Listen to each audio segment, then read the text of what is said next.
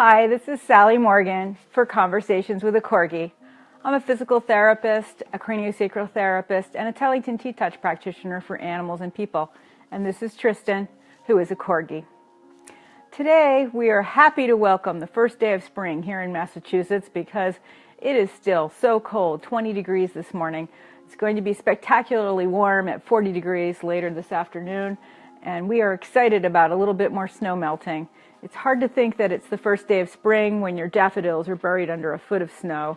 And some of my friends who live a mile south of me in town said that some of their daffodils were actually showing green stalks before the snowstorm. Mine didn't dare poke their heads up yet, and I'm hoping in the next 2 weeks to see them. Daffodils have a long association with spring for me. My mother loves them. They are associated with the month of March when I have my birthday, and I have learned over many years to enjoy their pretty yellow blooms and their cheerfulness at a time of year when we're really wanting spring to come and the summer to begin and the warm weather to return. I also love hyacinths, and I have lots of them in my yard, but it'll take a little while before they come up. They're much more shy than the brave little daffodils. Today we're going to continue our talk about T-Touch. And we're going to look today at a touch called the Python lift. The Python lift, like all of the T-Touches, got its name from work Linda did with a specific animal in this case. She went to the zoo in Boston and worked with a python there named Joyce, who was having a little bit of problem with constipation and was just generally off in many ways. And there are beautiful stories and pictures about this experience in one of Linda's early books. And Linda went to work with Joyce and some other animals at the zoo during a workshop, and she asked to have Joyce let out of her enclosure and into a bigger yard area. And we all realized at that point that Joyce had been in this small little like aquarium type thing and couldn't stretch out. She was a very large python. And she stretched slowly out on the lawn. And Linda felt like she just wanted to give her a little information in her body to help her feel her length, which she had not been able to feel for years maybe. So she just went down her body and did little lifts all the way down the 8-foot length of this long snake. And she stretched out as Linda was doing this, and as Linda always says, after she was done the length of her body, she let Joyce have a little bit of a slither around. And then she kind of wiggled and was able to do a bowel movement, which was very important. And then at the end of the session, when Linda was explaining to the people there what she had been doing and about her experience with the session, Joyce came up to her with her head and put her head right against Linda's forehead. And there are beautiful pictures of that. And the Python lift is especially interesting to me because I've had a long kind of difficult relationship with snakes. My mother is terrified of them, and my sister is quite afraid of them, and I am almost mortally afraid of them, or was for many years.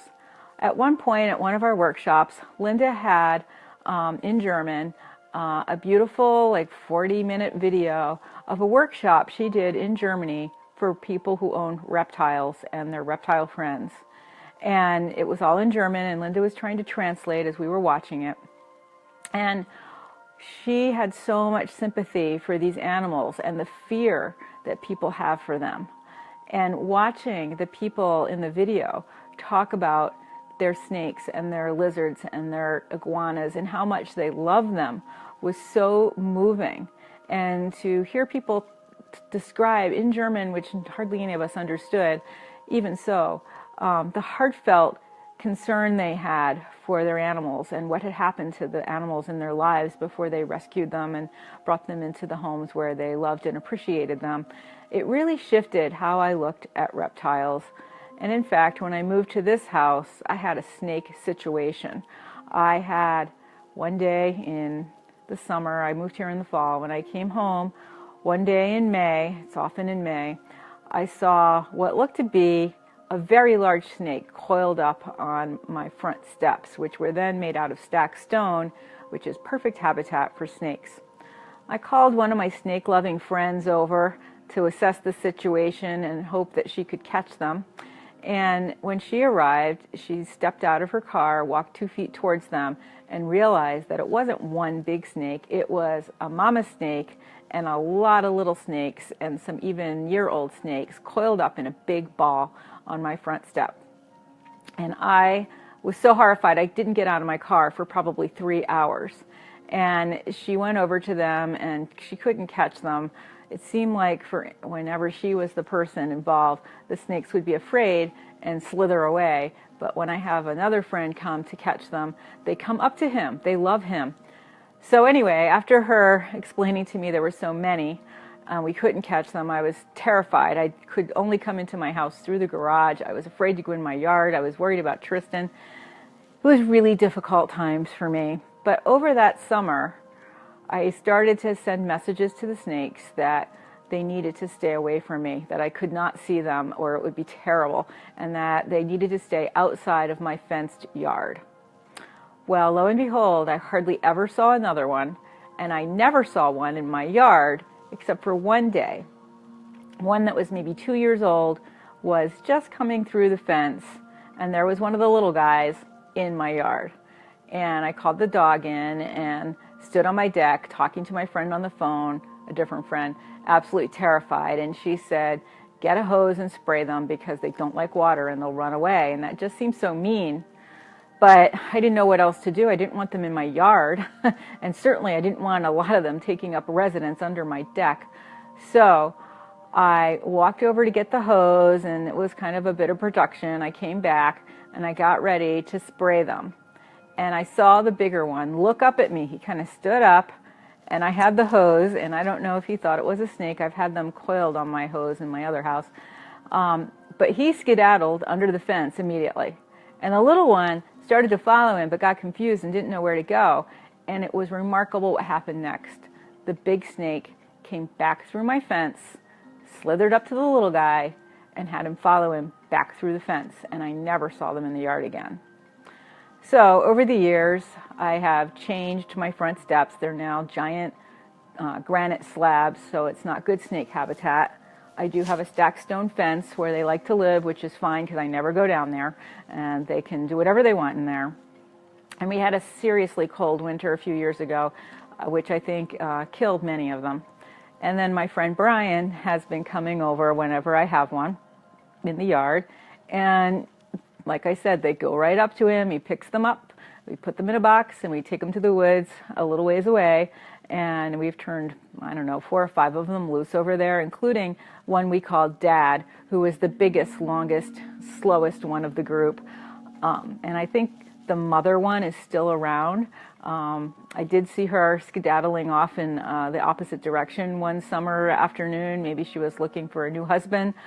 And I have mice here. I know owls, which I have around, eat hundreds of mice a day, but certainly the snakes are important to keep the mouse population under control. And with Lyme disease, it's very important to keep the mouse population under control. So my situation with the snakes is we're at a bit of a peace greeting now. I am so afraid of them. If I see them, I really almost keel over. But I don't feel any malice towards them, and I'm really grateful to them for the lessons that they have taught me. And I think about them when I do the T-Touch Python lift. The Python lift is just a little bit of a lift, usually done on the legs of the skin, and it's to relieve and release muscular tension and spasm in the muscles. We use it on the shoulders, the legs, the neck, and the chest areas of horses, dogs, cats, humans, and I've used it even on a hamster. It's really great to do it on human backs, arms, legs, and shoulders as well. So what it does is relax nervous animals, and it improves the balance and gait problems that animals may have. To that end, I have used the Python lift really successfully with my senior patients who have had a stroke.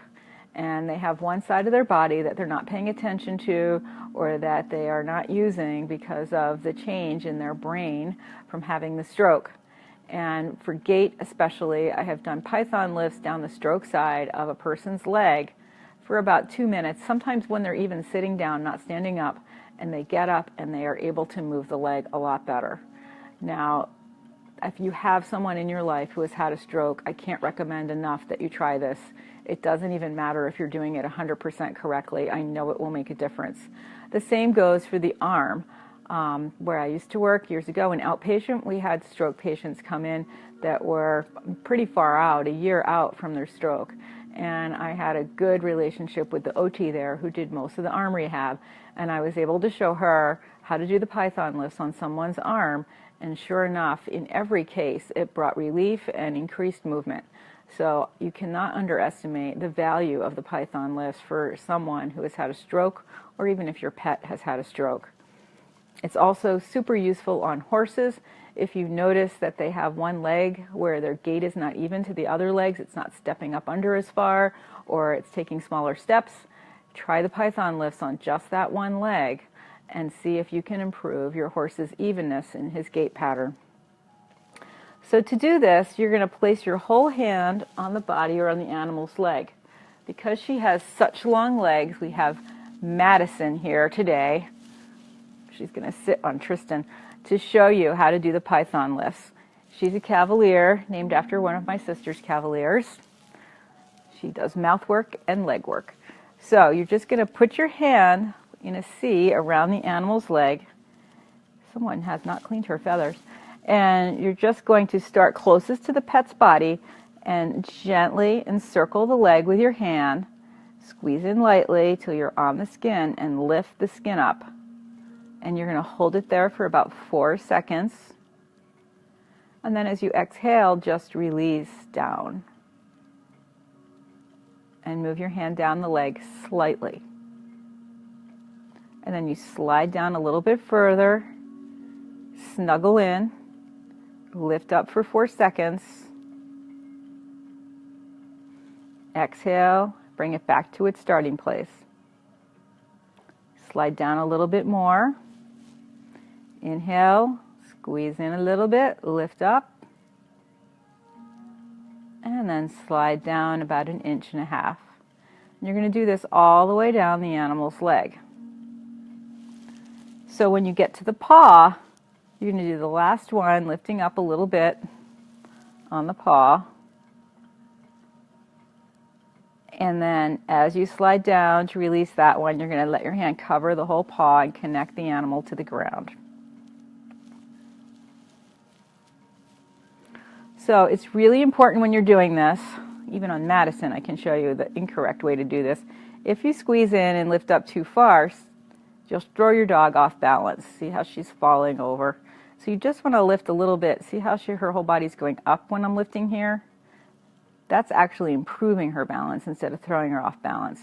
So in a real animal, you shouldn't even see this much of a shift. It's just a little bit of a lift in the skin. So it's really important that you don't throw your animal off balance. And when you're coming back down, people often get confused. Lift up, hold for the 4 seconds, and then lift down much further. That's not the right way to do it. You will, again, shift your dog out of balance. So you want to snuggle in, lift up, and as you exhale, only return to the starting place as you exhale. And then you slide down to a new position. If you pull the dog down, you will be almost counteracting what you're doing. It feels really good. It makes you shift your balance in your body, and it really is amazing work. Make sure that you're breathing when you do this movement. Breathe in as you lift up and exhale as you come down. And it's actually quite helpful if you do that in an audible way where you go, as you breathe down. It helps you stay relaxed as you do the movement, and it helps your dog start to breathe with you as well. And if you lift the animal too much, as I showed you with Madison lifting her sideways, it'll cause your animal to tense up and they'll start to move away from you. Another interesting thing about the python lift is that you can do it when the animal is sleeping on her side, or if she's sitting up, you can do it on her front legs and a little bit on her hind legs. So whatever position they're in is a perfect position to do the python lifts. You may accomplish something different if they're laying down. For instance, if your dog is standing squarely on all 4 feet and they have perhaps had surgery on one ACL behind and they haven't been weight bearing evenly on that leg, it's a little more advantageous to do it when the dog is standing up. But if the dog doesn't want to stand up, go ahead and do it with them laying down, and you will still have a positive effect on their balance and their gait. Now, if I can get Tristan to stand up, he's falling off his pillow again. Oh, Tristan. His legs are so short. Here, Hunt. I might have to hold him up a little bit. So I'll just show you on him. He has really short legs. You start just below the elbow on the leg. Make a bit of a circle with your hand and lift up. And exhale and release down. And then I slide to a new place. Snuggle in. Lift up for 4. Exhale and slide back to my original starting place. Tristan's getting very sleepy. It's hypnotizing. Lift up. And release back down. Slide to a new place. And lift up.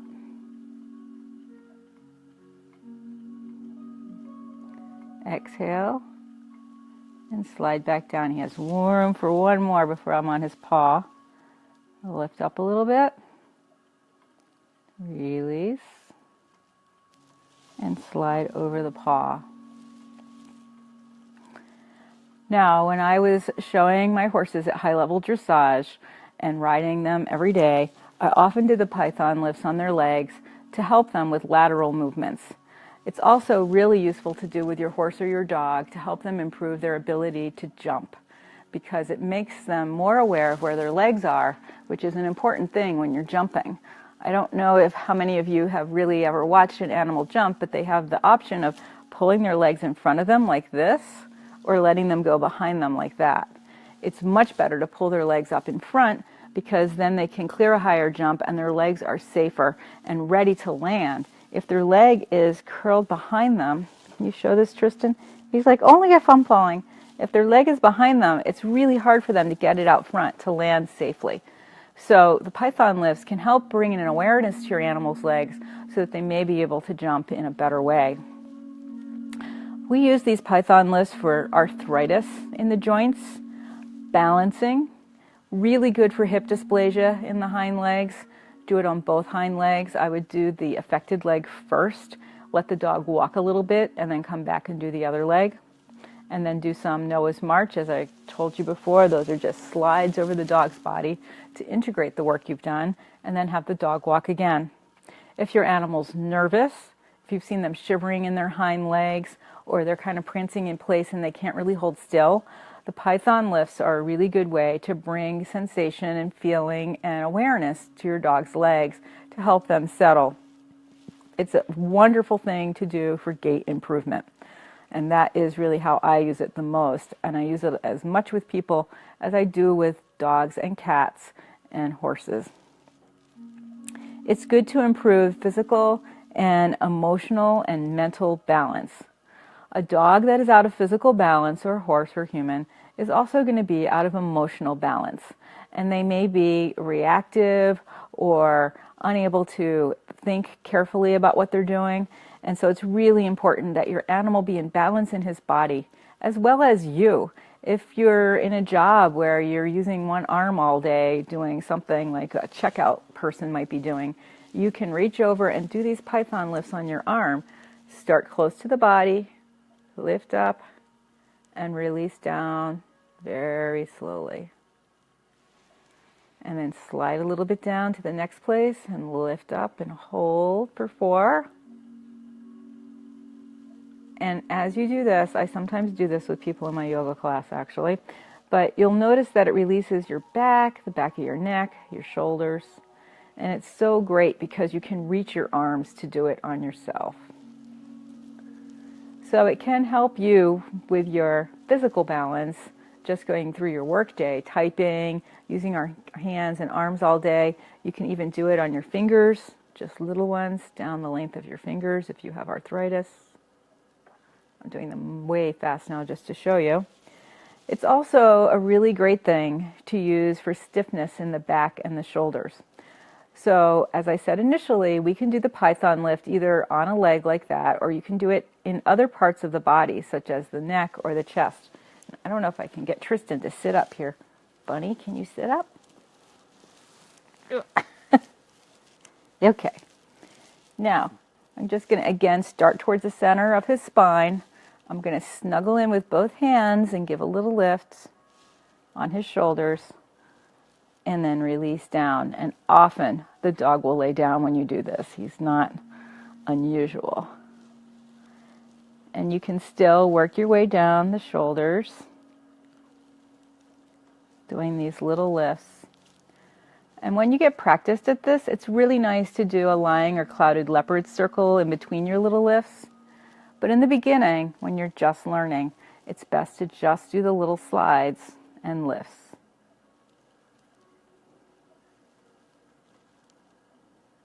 Tristan's wearing his spring green scarf today. It's a very puffy one. I also liked it because some of the ribbons on it look a little like snake skin to me. And since we're doing the python lift, it was an appropriate choice. Now you can do the python lift on your animal from the side as well on his chest. So in this case, my backhand is just stabilizing and my front hand is lifting a little bit and releasing slowly down. If you have a Cavalier or another dog that has heart problems, this is a really good way to do this because it helps bring circulation to the chest area, which can help the heart.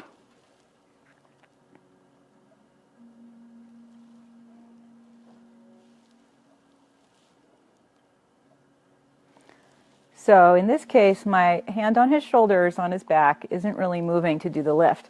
When I'm on his shoulders side to side, both hands are lifting up and releasing down.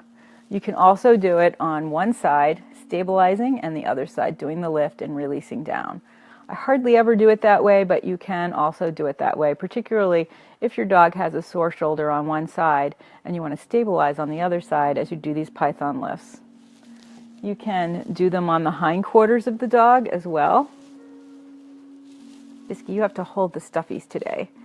And again, just like with the shoulders, you can lift up with both hands, hold for 4, and release down. And squeeze in and lift up, hold for 4, and release down.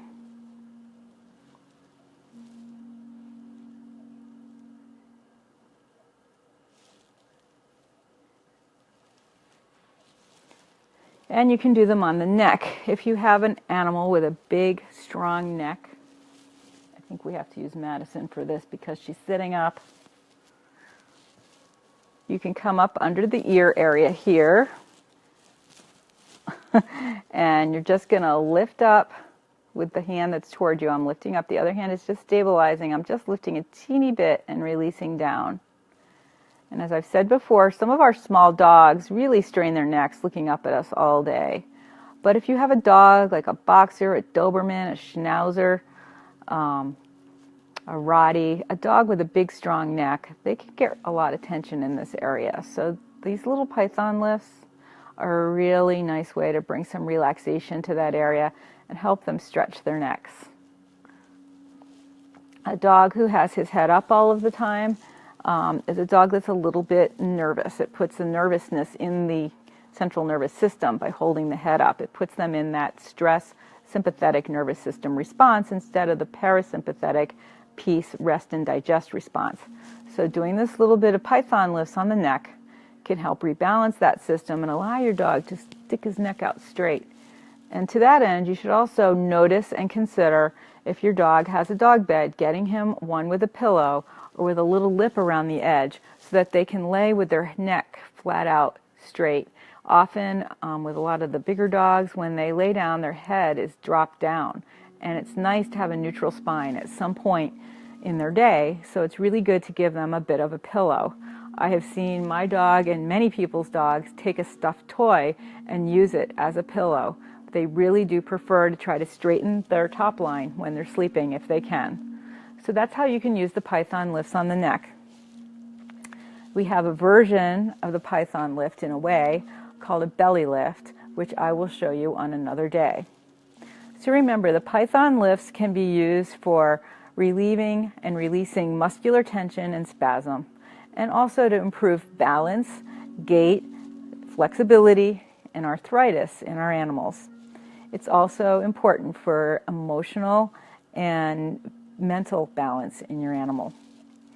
And I really love the story of Joyce the Python that Linda named this touch after, and the beautiful gift that Joyce gave Linda coming up to put her face on Linda's forehead after she did the Python lift for her. And every time I do this work, I remember Joyce the Python. And they live a long time. I don't know, she might still be living at that zoo. I have a friend that works there, and I should call him and see if Joyce is still around. Anyway, this is Sally Morgan, physical therapist, craniosacral therapist, and Tellington T-Touch practitioner for animals and people. And this is Tristan Corgi at Conversations with a Corgi. And today we've talked about the first day of spring and the Python lift.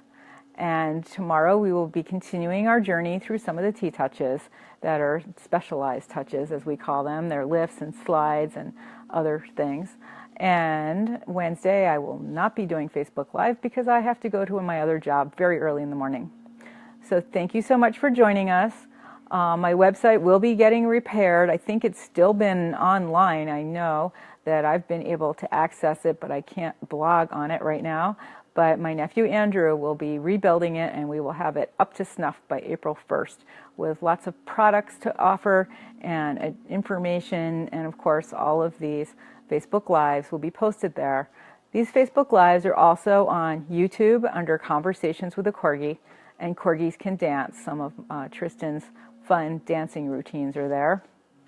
So I hope you enjoy your first day of spring and the optimism that the increased light and the buds on the trees and the little daffodils poking their heads out of the soil give us at this time of year. And I look forward to seeing you tomorrow for another episode of Conversations with a Corgi.